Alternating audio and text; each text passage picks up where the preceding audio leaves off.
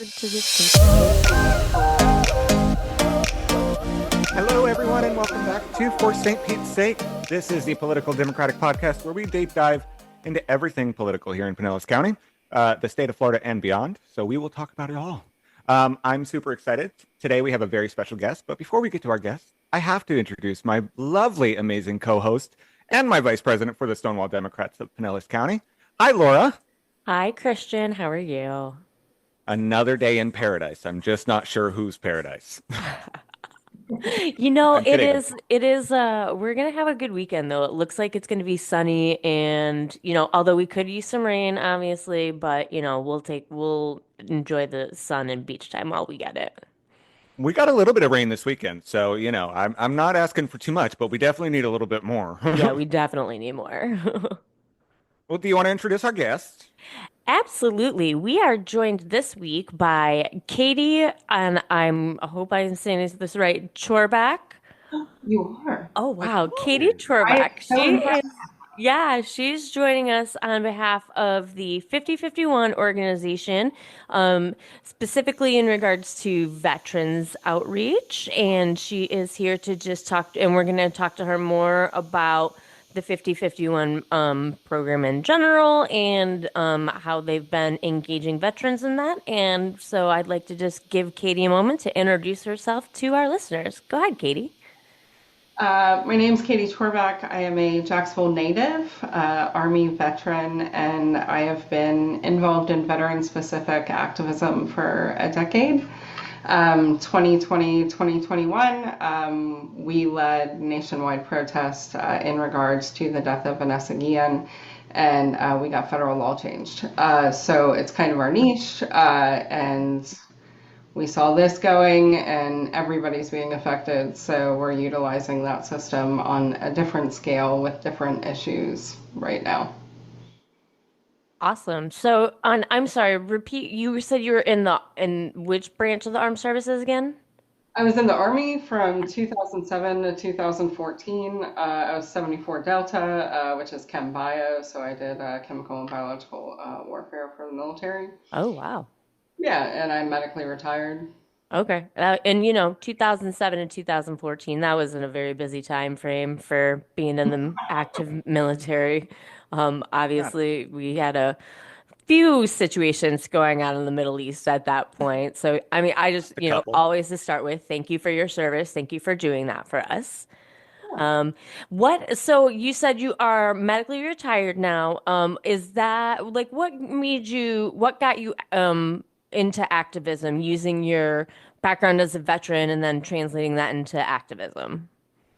It's always like one story, right, that like sparks activism in people. My personal battle buddy, Sergeant Brittany Mitchell, was murdered by her husband on Fort Campbell. I had gotten out of the military. I was home in Jacksonville. She's a native of Jacksonville. So, of course, I found out and she was going to come home. Well, we have a Veterans Council here. She was a young black girl from the north side of the Mm. city. And we have the largest wall, like remembrance wall outside of DC here in Jacksonville. And they were trying to keep her name off the wall due to a weird, it wasn't even a weird technicality. I'm a policy nerd at heart. So the Love it. policy it was written, she should be on the wall. And so at that time, I started attending Veterans Council meetings and advocating. And her name is on the wall, by the way. But it was like a myriad of things. Is the Veterans Council wanted to leave her off the wall. When her body arrived, veterans came to bring her and her family solace and bring our sister in arms home, and JSO would not escort her body. Yeah, and at her funeral, no city council member came forward. None attended, not the mayor. Um, yeah, so that was like my defining moment in, yeah, I'm not doing that. And Yeah. um, I got sober and got really into, like homeless vets, and then just Yeah. kind of it spiraled from there, to be real, to Right. be a passion. So, Yeah, absolutely. And I do, obvious we're here in St. Pete and there in St. Pete you have I think a largely visible unhoused population. There, people are pretty like I mean, there's not the I love the way the St. Pete police interact with them. It's not, as punitive as it could be, especially, in light of some Supreme Court rulings that happened last term, which actually criminalized homelessness. You can actually get arrested for the act of sleeping outside and being unhoused now. And I just, and I always remember how the high percentage of veterans that are unhoused. And it's like veterans and trans youth are like the highest unhoused populations. So, do you want to speak to that? Some more the work that you've done with the unhoused veterans? absolutely. So as like an alcoholic in recovery, like to be real, like you're always like trying to be the best at whatever you're doing, whether it's like alcoholism or you're a soldier, like you want to be the Right. best. So, I was like, I will be the best volunteer ever. And so I took that on and I took it to heart and I started finding veterans in downtown Jacksonville and just like bringing them in my house. Oh, And yeah, and I would get them a job and then get them an apartment and just kind of like cycle them through. And it's where like I guess all right, so I am a Republican, just so you know, like, because you can Google it. Voter registrations are open in this state. I think it's when like my radical shift started happening, like mhm. from like I wasn't far right ever, but started moving very liberal in the social sense of like, hey, if we have like the largest military budget in the world, like why aren't we housing people and doing free Right. healthcare? And like my friends fought for that. Like for everybody to have a better country, and why aren't we doing that? So that shift started in homelessness and veterans specifically, and taking them in my house, and then doing the research into nonprofits in the area and the grant money that they were receiving, and me being like, well, if you give me $35 million, like we'll solve homelessness tomorrow. Right. Like, Right. and so, because you should be in it for the cause, right? Like, if you are doing advocacy or activism surrounding a very specific issue, Mhm. and you're bringing in large amounts of money, like you're putting it in the wrong place. You should want to work yourself out of the job and solve this social issue. And so I think that's when like my shift started happening Yeah. towards social justice type issues. I think it's not just a veteran specific issue, but it's a mental health issue a lot within our population. Unchecked PTSD, problems at the VA, and things of that. It's like a myriad of issues, right? Is the intersectionality of many issues within most communities. Is poor funding, not enough mental health resources. But I think a lot of us thrive in chaos, and there is a large amount of veterans that just don't want the responsibility of life. But if you give them the hand up in life, if they need that, if they're, they don't know what they want to do or they just need the help, we could get close to zero, but zero is not attainable. Right. Right. Yeah, I've definitely seen the effects of war, and people don't realize how much it affects people. Like I've seen it with my friends and some family, because when you're over there, and you may be able to speak to this, but when you're over there, you're seeing a completely different world. Yeah. When you were here in the U.S., we don't see the bombed buildings, the people lying on the side of the street. We don't see the actual action of a war. So I think a lot of people sometimes have that disconnect, and Hmm. they can't picture that. But obviously being a member of the armed forces and coming home and dealing with that, it's a culture shock, realistically, coming back home because the only thing that is over there in a completely different world. I think so.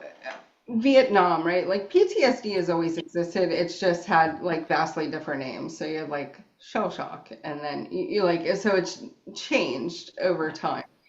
Uh, the fact is that we send people to war, right? We train 18-year-old kids to go fight for whatever bullshit they're selling that week, right? Of like freedom or like Right. whatever that you can compel 18-year-olds to go overseas for. Mhm.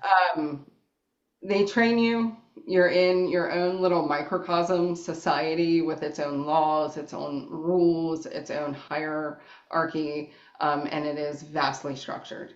And so you go overseas like that, you're a unit, but then they bring us back, and we're like, as human beings, they've done studies on it, we're not wired for that amount of Mhm. chaos and violence for that amount of time.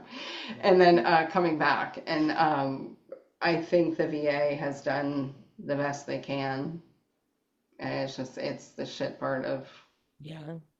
With the resources Yeah, that they get too. yeah, especially with all the funding cuts and everything that's happened recently. yeah, so that's why I have our veteran like specific issue, like space within the larger 5051 movement, is we have a unique place, right? Like we took an oath to the Constitution. Our friends died for that oath, and we believe in it, and we believe in the Constitution, and it's against all enemies, foreign and domestic, Mhm. and the freedoms enshrined within it. Like, and so we are a nonpartisan group of veterans.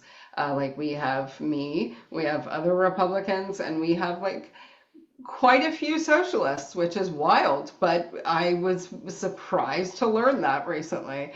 Um, Weird, but I was like, oh, that's cool.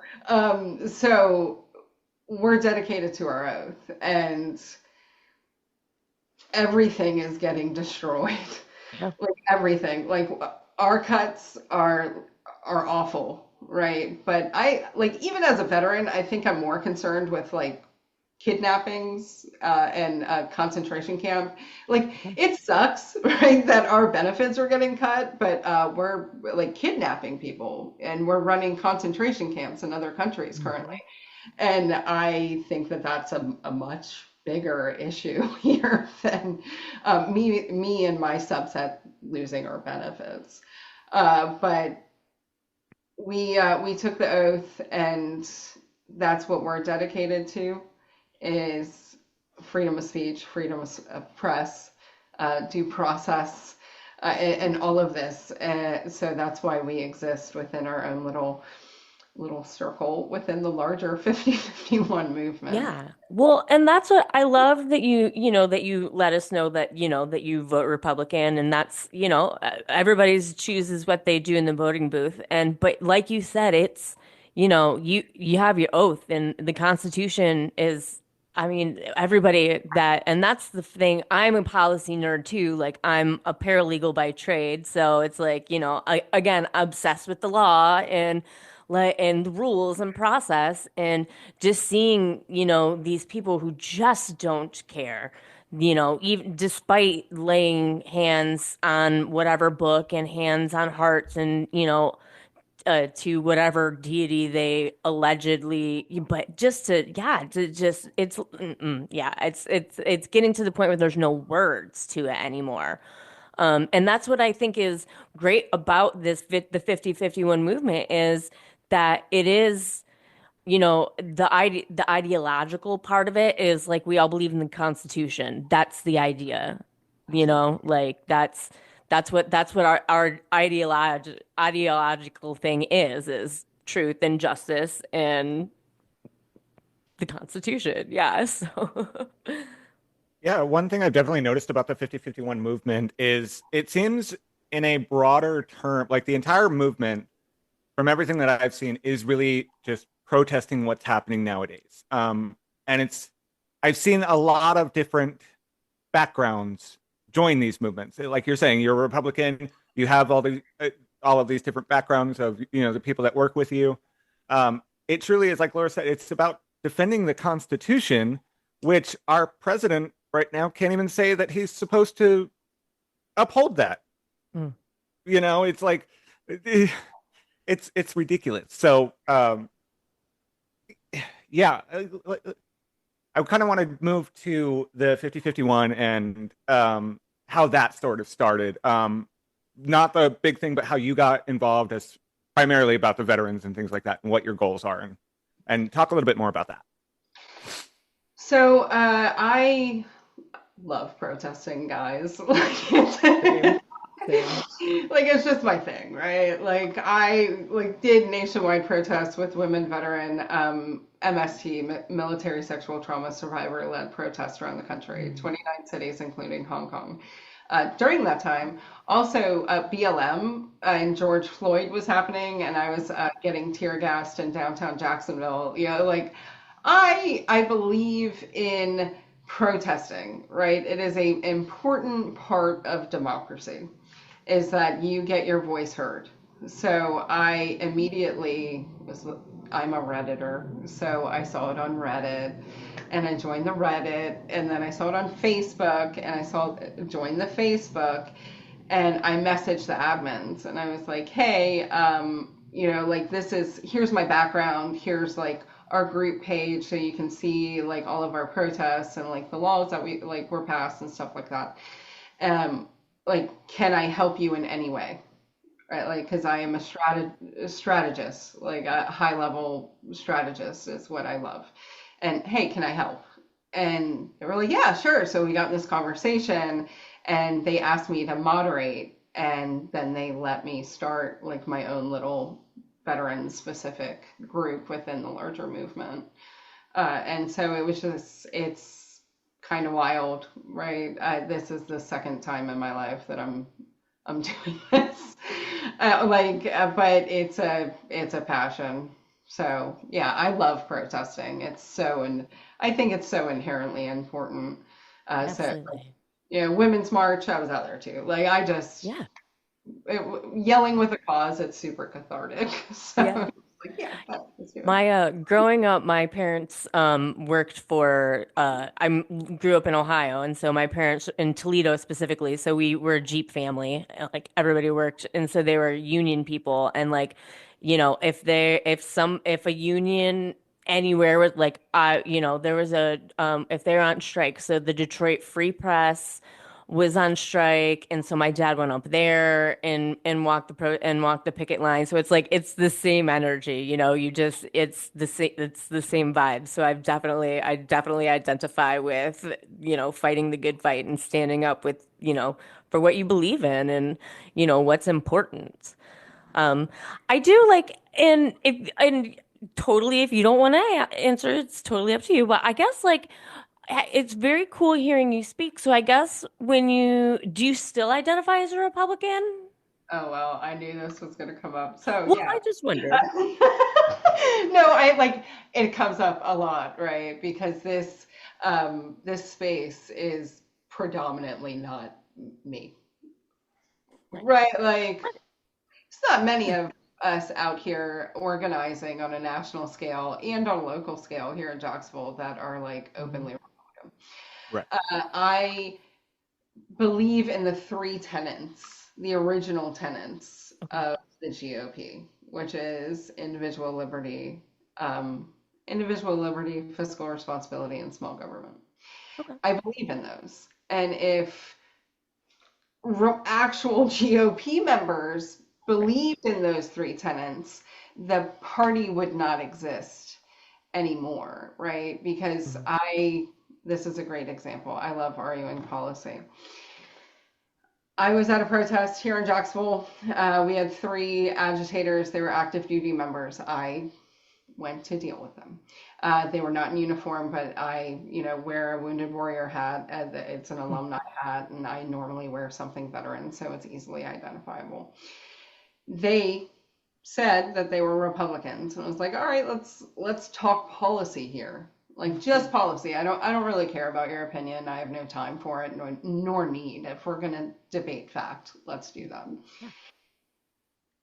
And a lot of the arguments within my own party don't fall into those three tenets.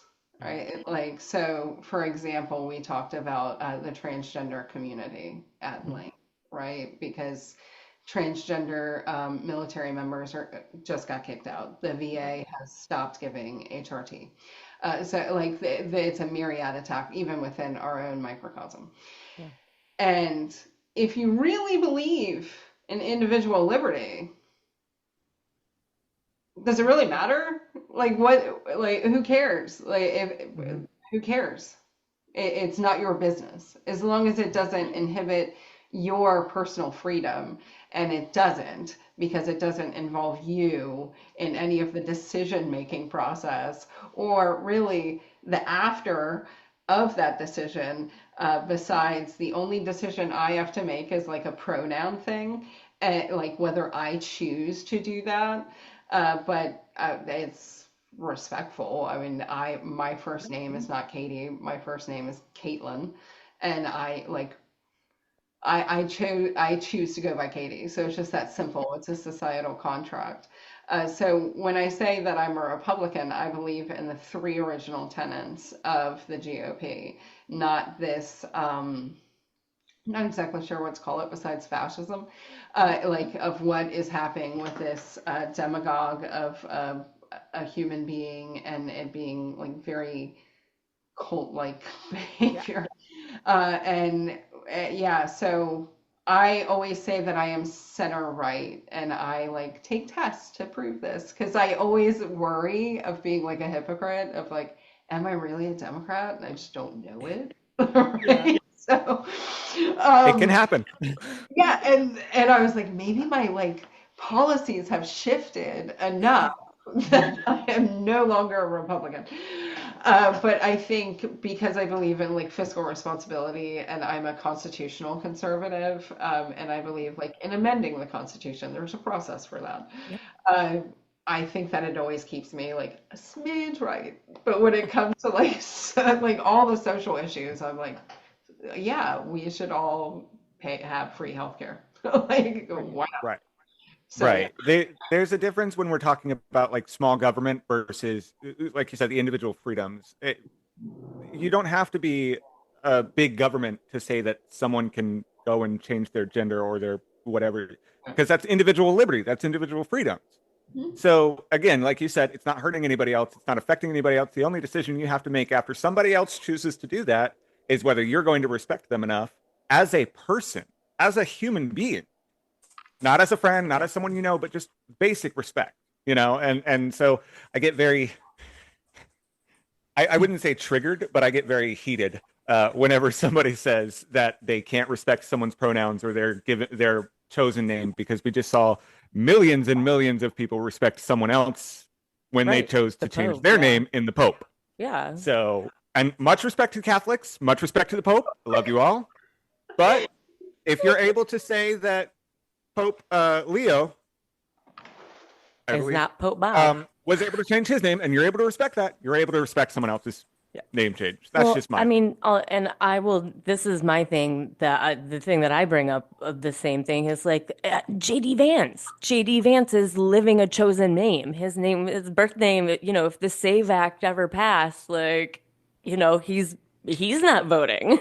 Like, because and it's yeah, the hypocrisy.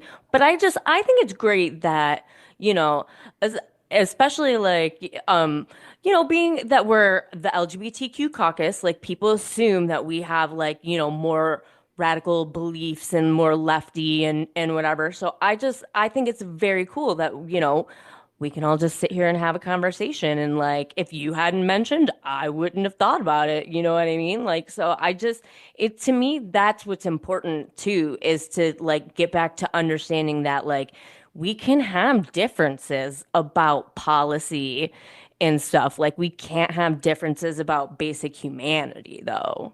And I mean, yeah. Yeah, it's like we made Jimmy Carter give up his daggone peanut farm. Like, Yeah. So my wife is a far left liberal, and we talk policy all the time. yeah, And uh, what it really comes down to is like we all want the same thing, right? Is like Nobody wants starving kids. No. Nobody Right. wants homeless people that are on fixed income. Right. Nobody wants to go broke, like from healthcare.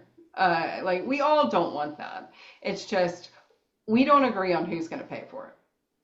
Like, and it's really where the breakdown happens in policy between Hmm. the two different sides is like it really is fiscal like responsibility from a Hmm. like Republican and a Democrat standpoint is we're Yeah. just not going to agree on that of like, who pays for it. Yeah.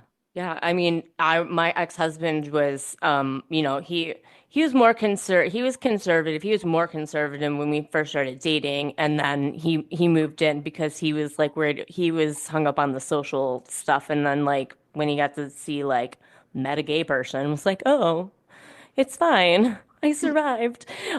So but like he moved in a lot, but yeah, the it was and he was a financial planner too, or is a financial planner. So it's just like obviously numbers and dollars and everything are a really big deal to him. And, uh, but like one of the things that he said that there's like, for Social Security, for example, on that tax, there's a cap on the income. So if you make over, I think it's $125,000. That's like the max income. That's the max your income is taxed at for Social Security. So if you make 500,000, you're only getting taxed at that. And it's, even he said, like, obviously you should raise that cap or eliminate it because, that's just fair. And like everybody's going to use Social Security in one way or the other. So yeah, it's just refreshing, and I do, like I said, I think it's really cool that you to come into a space where it may not where you're not around people with the same like policy beliefs, but it's nice to know that we all have the same core humanity beliefs. I think most of my friends are Democrats at this point, right? Like, and it's, I think They're it's, good people. Trust them always. Kidding. um, so there's a TED Talk and it's called Take the Other to Lunch. I don't Okay. know if you've ever seen it, but it changed my life. And it's about public like discourse Hmm. and doing it in a structured manner so that you really get across to each other and like you set rules and stuff like that. And I employed it after I got out of the military. And I love when people like this just get together and talk because we're all so similar. And I think in a time we're in a time in this country where like civil discourse is just not It's going broken. well on any front of Mhm. people who believe in the same thing. But I do think that one of the bigger issues is a two-party system because Yeah. people like me exist. I'm sure there's plenty of Democrats that are not happy within their own party. You know what I'm saying? So I think it might be time for the third party to come out as like everybody in the center Right. that just agrees like, hey, this is crazy and we have got to stop whatever this is because apparently everybody that has the power to do it like has not. Yeah. And we have to band together like Yeah. my side of the aisle and y'all's side. And it's Absolutely. just like, hey man, everybody is getting hurt, every Hmm. side of the aisle, every economic class, everybody's life sucks. We're I, all being affected. We all just have to be willing to have the genuine conversation of how we fix it Hmm. and come to some sort of consensus on that. Because, like you said, we disagree on certain policy aspects of it, but we don't disagree on what the actual policy is. Like, we details can be ironed out and we can work on that and we can come to a consensus. But we all agree, like you said, we shouldn't have homeless veterans. We shouldn't have starving children. We should be able to have access to free healthcare. Um, Whether it's private, I'm not saying that's a whole different debate, but all citizens, I just think it's a human right, a basic human right for people to have access. At the very minimum, they should have access to quality free healthcare, quality free education. That's in my mind a basic human right. So then the conversation needs to be, and that a lot of people agree. Then the conversation needs to be, how do we get there? So when you're, like you coming onto this show, us having this open conversation, like that's really, really important. And I hope that it gets more people, especially on my side, um, but on both sides, to be just open up and be willing to have an honest conversation. Because we don't see that very often anymore. We just see people going and getting crazy and going immediately for the attacks and Yeah. all that sort of stuff. Yeah, my big brain idea back in 2020, which I still think I believe there's still time to do and they should do. I wanted to, like, Buttigieg, obviously, I think he did great as Secretary of Transportation, like, especially going into the spaces to communicate that he does. I think I like wish that like him and AOC would just like do this little like millennial caucus and then just like, and David Hogue can be our fundraiser and we're just gonna kick all the boomers out. The people that are just, I don't want to say all the boomers because there are people that are, they're like Bernie, obviously, he's there for the right reasons. He's not addicted to the money and the power. Same Elizabeth Warren. I love Elizabeth Warren. She's not addicted to the money and the power. So like the ones that are like, legit can stay, but sorry, Chuck, you're going. See you later, Schumer. Like, you're just addicted to your money and your power. And so that's what I would love is like that coalition of like from the center to the left, like get it together. And then we can fight about it, the details later. Cause I definitely like, in 2015, I voted for Bernie in the primaries. And then in 2019, I voted for Elizabeth Warren just because I think like Elizabeth Warren and Bernie are basically the same, but like Elizabeth's like, here's a 47-step procedure to do it, and that speaks to my soul. So that's why I loved her more. But but yeah, I think there's really an opportunity to get, to bond together. And and you do see it in on our side of the aisle in the National Party right now. People are not happy with David Hogue, and they're for people that aren't aware, he's of one of the vice chairs of the National Democratic Party, and he's also part of a organization that's going to primary incumbents that aren't doing their job, and it's not even in like contested districts. He's talking about doing it in very deeply safe districts, and these people that are addicted to their power are flipping out and now want to, kick him out of his vice chair position. And it's just, yeah, it's just, and the same thing like in New York, there for the governor, like one of those Cuomo's is trying to run again, or no, the Cuomo's wants to run for the mayor of New York. The one that was governor wants to run for mayor of New York now. And I'm like, okay, because that'll be just as good as Eric Adams. Like, come on, guys. Yeah. So I mean, it's just. Yeah, I don't know. Shake my fists at everything. Well, yeah, I mean, I think that we could all agree that on both sides we have a lot of introspection or whatever you want to call it. We have a lot of self-guiding to look at, whatever you want to call it. But yeah, I mean, even if we want to talk about like people that are there for the right reasons, even on the Republican side, I can say that like John McCain was there for the right reason. There are a few Republicans there now who are there for the right reason. I don't think that anyone is truly against the Constitution or against America. I think they're, like Laura said, just addicted to their power. So they're getting kind of lost in that. So that's when we need to have, the honest conversation with ourselves about what are we actually doing this for? Rand Paul seems to be one that's sticking out, and he's always been I think he like is used to be an independent and then started caucusing with ours. Yeah, okay, yeah. So like yeah, he's one that's at least saying every once in a while like, "Hey, this isn't right." So we got one. Yeah. I definitely want to pivot more into the veterans because you said you worked a lot with veterans, even just outside of the 5051 space. So let's dive into that a little bit. How exactly did you get involved? Well, you went over that. I'm trying to think of the question that I want to ask because it's a very specific wording. you've done a lot personally, and then you went into this as an organization. You kind of created your own organization, and then now you've created this branch of 5051 to do all of that. Are you guys working with the VA or the veterans that are being affected right now with all the VA cuts and everything like that? How are you guys working into that sense? And what's your general feel about what's going on right now? So we're kind of working in like a specific silo, right? Like we're a part of the 5051 movement. We all organize in our local areas, and I live in Jacksonville, like I said, and there's 9 leaders of 5051 vets all over the country, all doing the same thing. But we have like very specific demands as veterans. We are doing organizing town halls.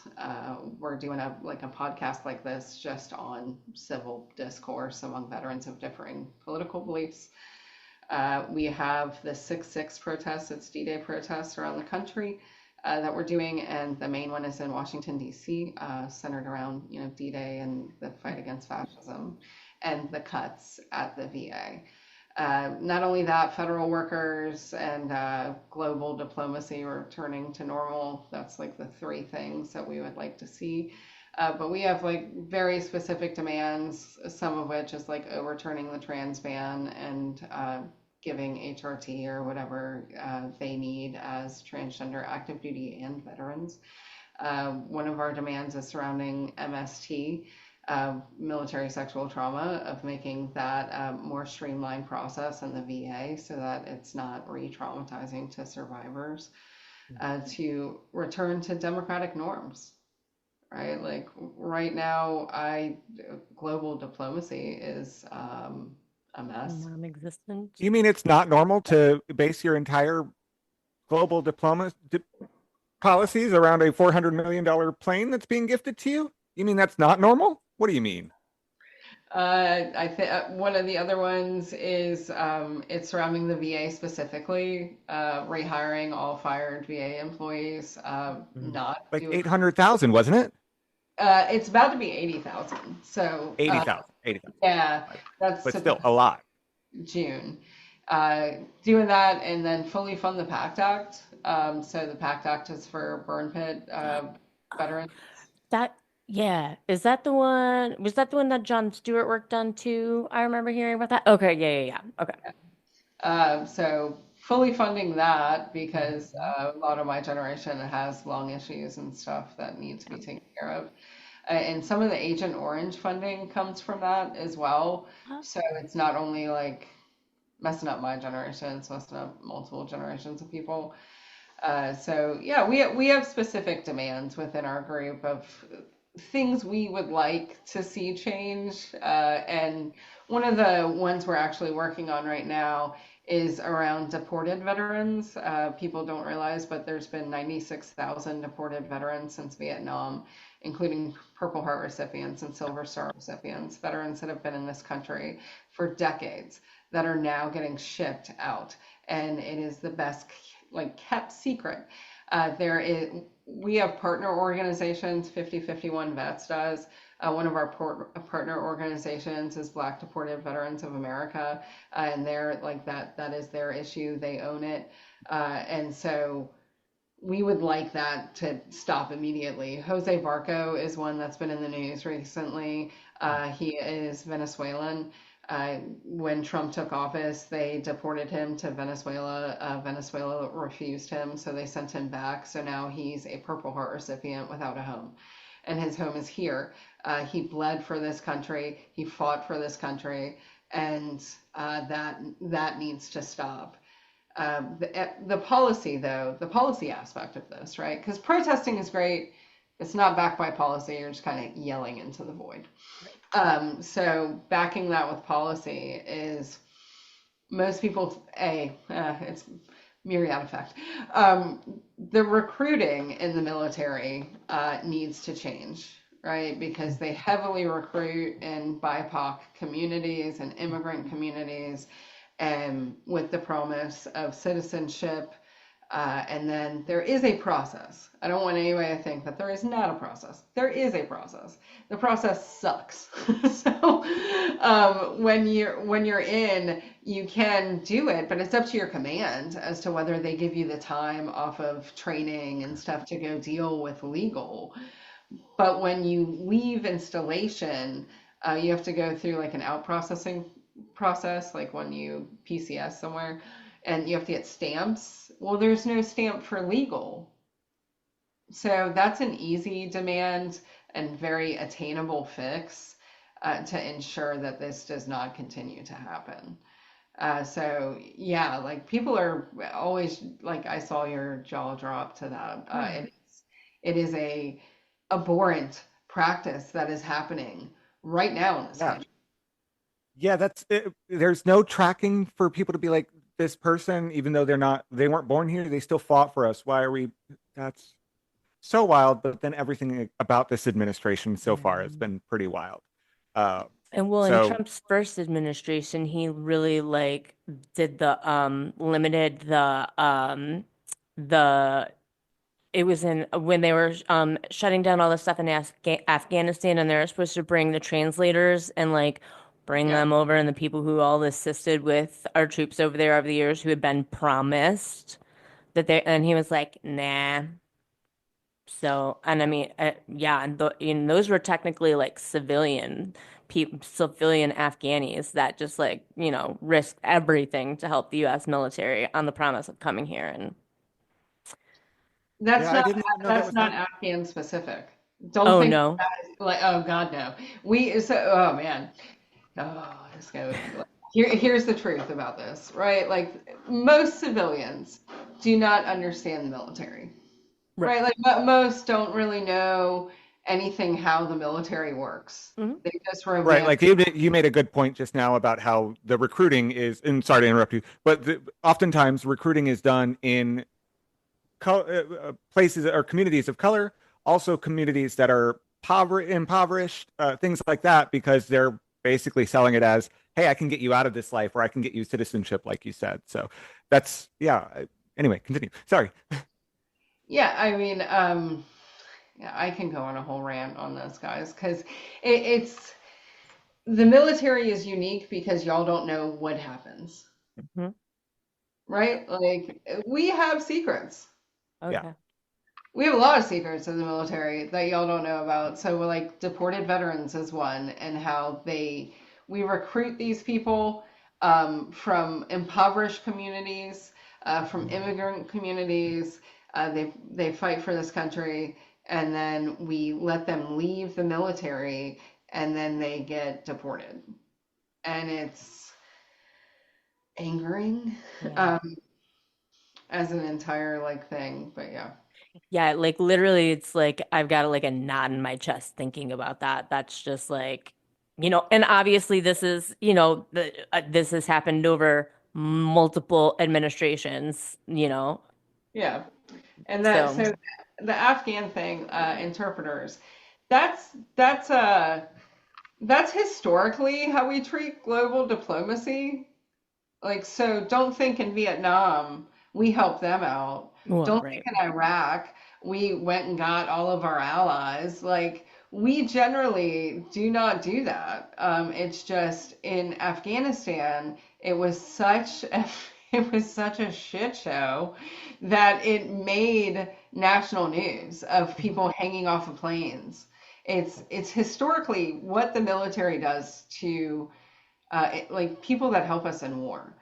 And now, I don't know if y'all follow policy as close as I do, that the Afghan interpreters that people literally risk their lives to go get, and that's a secret too, is we left them, but people in the military and veterans went to go retrieve them with their own money to get them back to this country to stop that practice. And so they gained asylum here, and it was just revoked. Yeah. So now we have Afghan interpreters that are here that are going to get deported and get and like killed. Like there is no doubt they will get killed. So call that what it is. But Yeah. yeah, that is it's not new. I don't know why people think that is a new policy. That is the policy of the United States military is we gain the trust of people around us, and then when it like push comes to shove, like we leave them.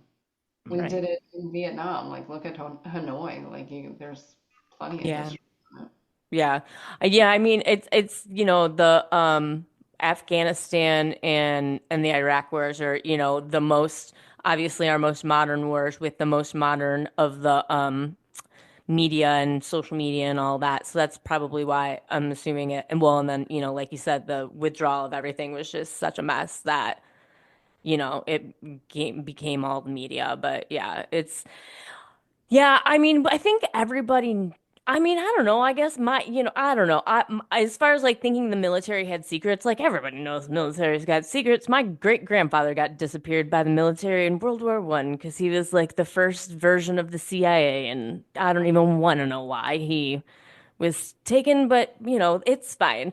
Um, but the level to it of it is just, yeah, especially when you think about like Vanessa Guillen and the other women vets that have gone through sexual assault, murder, whatever, things like that, and it's covered up. It's move them to another base or just ignored basically. Yeah, sexual assault in the military is an epidemic. Like that's my passion. Like that's my niche advocacy space within the veteran realm. I am an MST survivor. I am very open about that. It happened 3 times during my career alone. There are women that have 15, 17 in their 20-year span. It is the most abhorrent secret that nobody wants to talk about. Uh, Women make up 15% of the military. But the fact is that 3 out of 4 women are sexually assaulted in some form during their career. But every woman I have ever met has a story. And the reason is there's a lot of research into it, is that ambient sexual harassment is acceptable in the military. Yep. It is a cultural norm. And when you have Pete Hegseth at the Yep. helm, firing women, and all, by the way, all of the stuff that our group was a part of a larger coalition that did this in 2021 and 2020. The Military Women's Coalition headed it, but it was made up of like a bunch of women veteran. It's kind of like 50-51 movement now, but just like women veteran specific. We were like the protesting arm. So when this is all happening, and now Pete Hegseth has deleted all of that, every single piece that we have put in to protect military women has now been rolled back.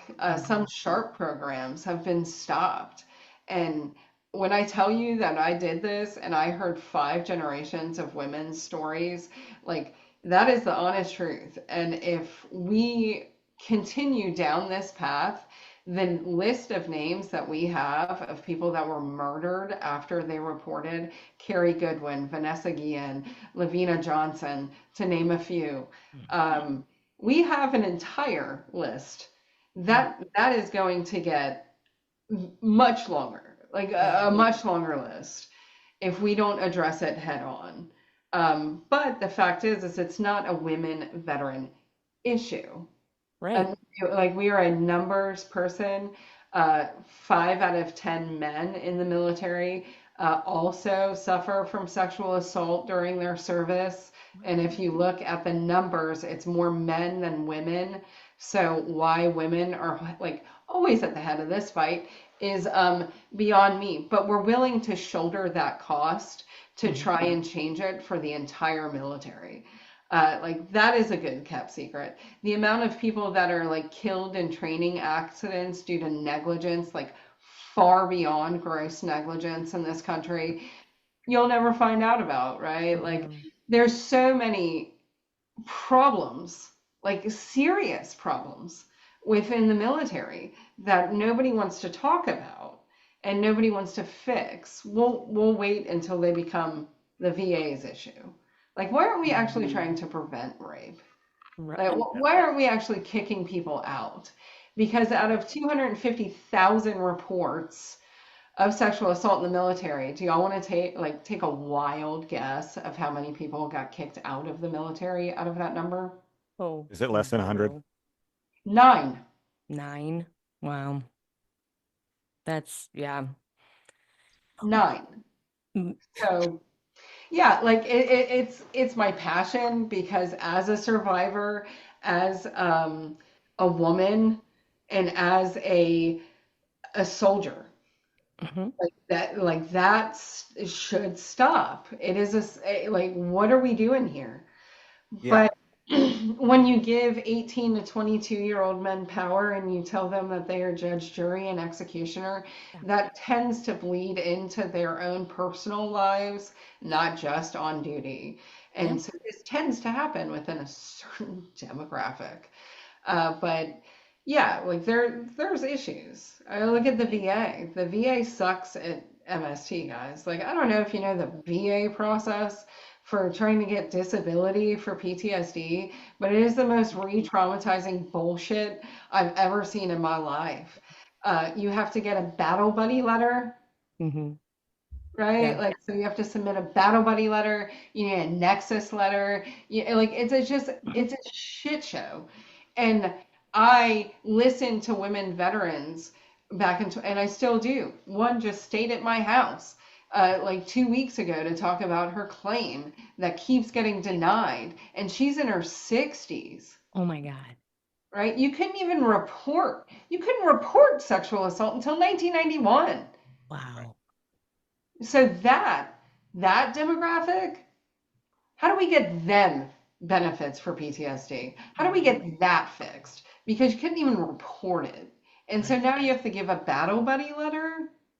Yeah. Like, I had to do that, me personally. So Yeah. it's strange when like 10 years later you have to call up your battle buddy and be like, yo, Yeah. you're Hey, you want to write a letter about the most traumatizing yeah, portion of your life? Like, so it's you're traumatizing yourself and someone else. And yeah, I have a friend that is going through, and he's mostly got mostly disabled, but it's been a battle and like expensive because his family's been able to involve a lawyer to help, but it's still like it's just.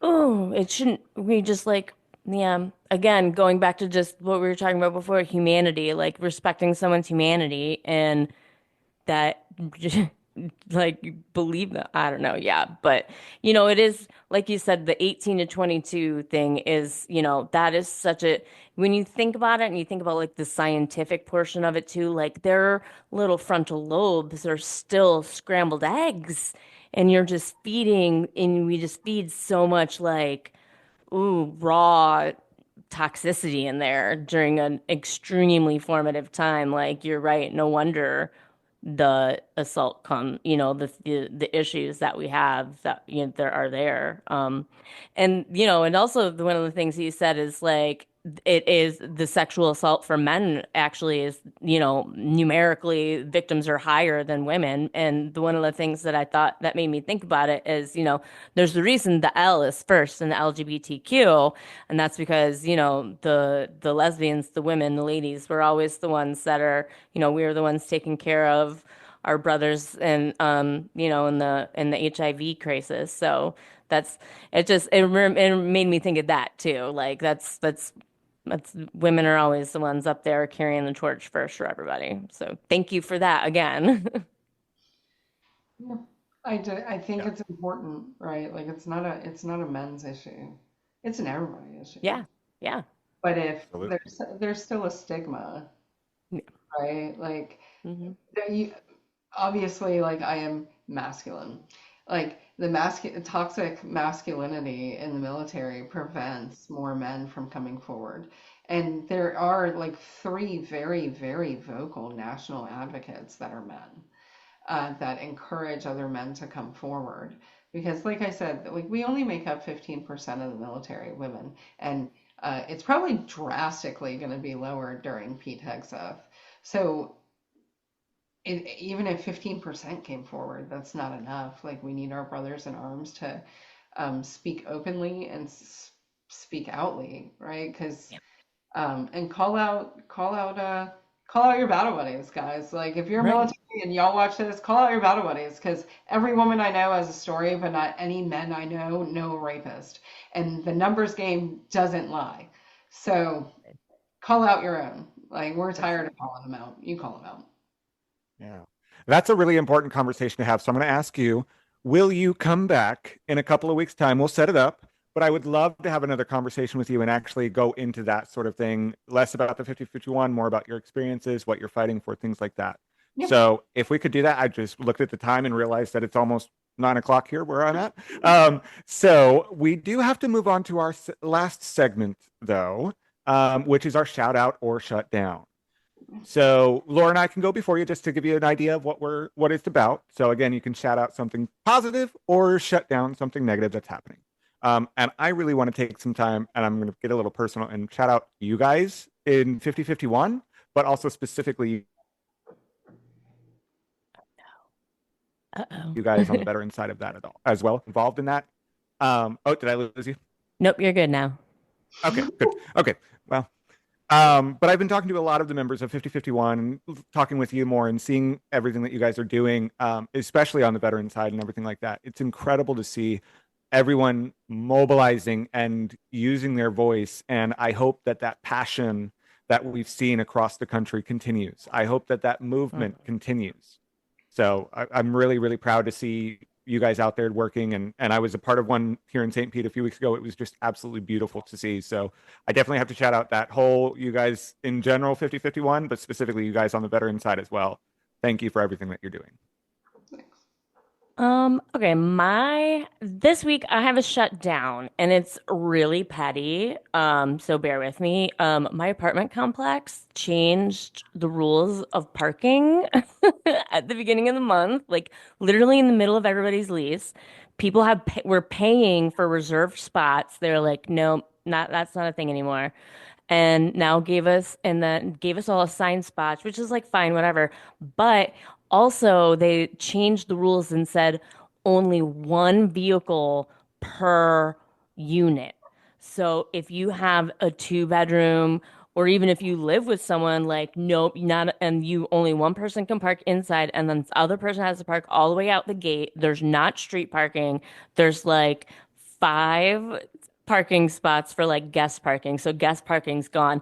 Like there's this little roundabout that we go around and people are like literally parking on top of it just to make a point to the leasing center. Like it's there was a guy here that was making fairly popular TikToks that was, had like several 100,000 views and many likes and they sent him a cease and desist. So here's my time to say Lake McGorry, you guys are really, really screwing with your residents. Also, by the way, yeah, I am a paralegal and I work at a law firm that deals with tenants' rights and whatnot. So, you can't change people's leases in the middle of the contract. So, do better and I'm coming for you. So that's my shutdown. I will do a shout out to all the brand new activists going out for the first time for protests around the country.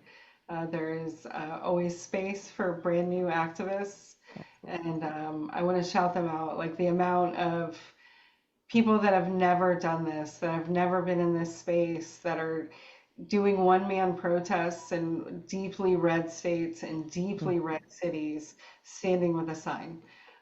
We see you, everybody around the country sees you. So I want to shout them out and let them know as a Republican, they're not alone, right? Like we're all in this together, like, and your small effort matters. Like your very small sign holding, like that matters. So welcome. Every person out there with you, every person matters. Every person is important for this movement. We need every single voice to be heard. So absolutely, I will join you on that. For sure. Thanks for cleaning up my petty one. Thanks. Well, I'm also kind of mad for you about that petty one. I'm like, they got the right one having a paralegal Right. there. So, I'm not worried about it. I know you'll take care of it.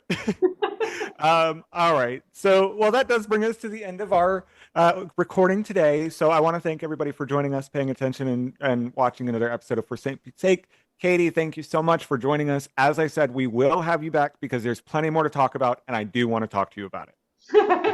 Thanks, guys. Yeah, absolutely. Please remember to like and follow us we're on Facebook, Instagram, TikTok, and YouTube. You can find us at For St. Pete's Sake. That's for Saint.Pete's Sake.